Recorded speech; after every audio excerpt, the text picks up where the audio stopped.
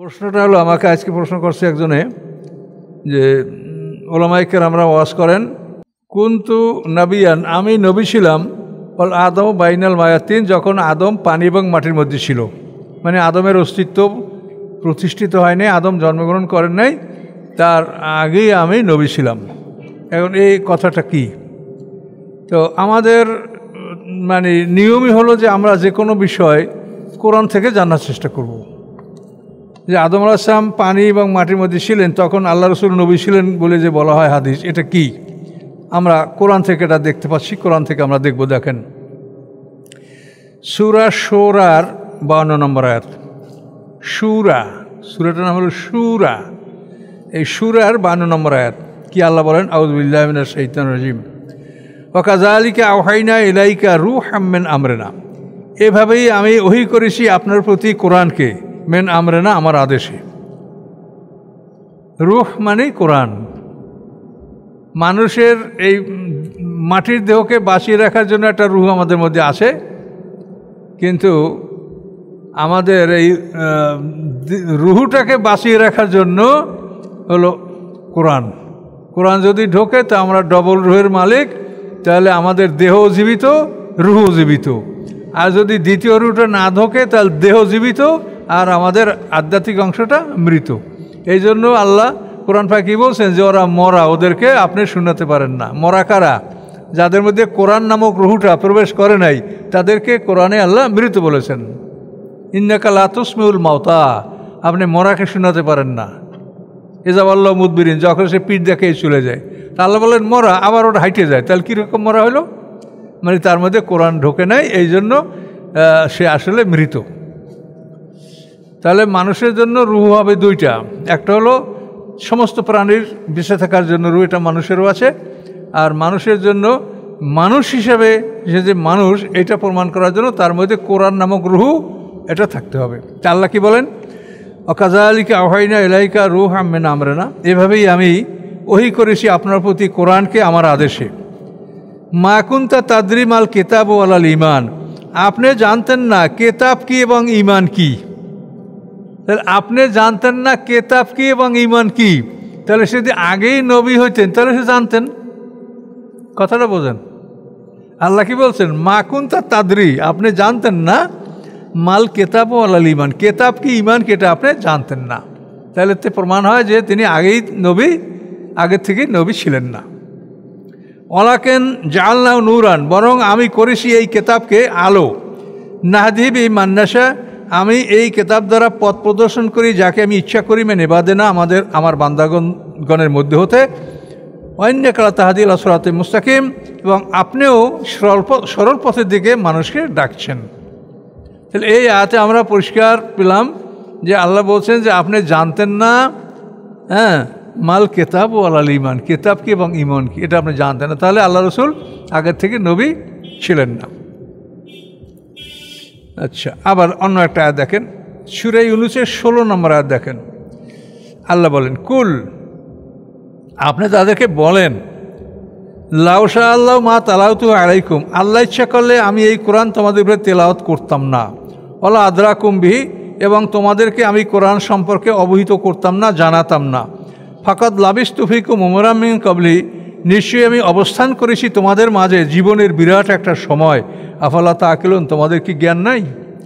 আমি জীবনের 40 বছর তোমাদের মধ্যে অতিবাহিত করছি, তখন কি আমি এগুলো বলেছি তোমাদেরকে? কাজী আমার কাছে এই 40 বছর পরে কোরআন আসছে, এই জন্য আমি এই কথাগুলি তোমাদেরকে বলছি। তোমাদের মাঝে জীবনের আমি বিরাট একটা অংশ পার করেছি, তখন আমি এগুলি বলি নাই।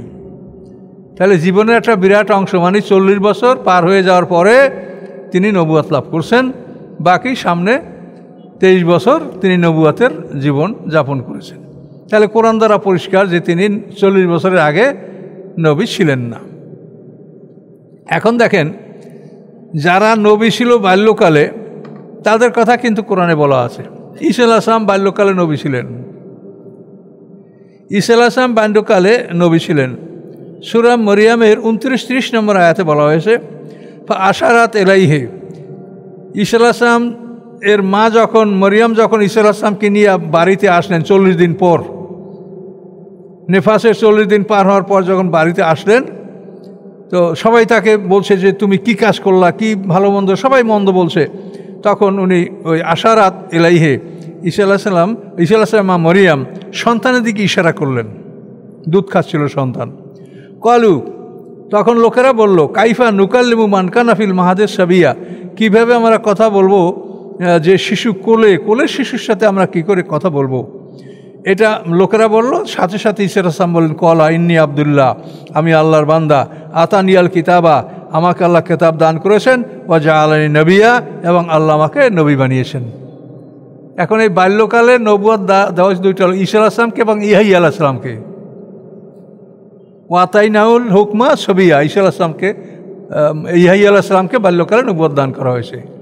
এখন আমাদের নবী 40 বছর আগে নবী ছিলেন না, তার প্রমাণ হলো বাল্যকালে যাদেরকে নবুয়ত দেওয়া হয়েছে তারা বাল্যকাল থেকেই কাফেরদের শত্রুতার সম্মুখীন হয়েছে।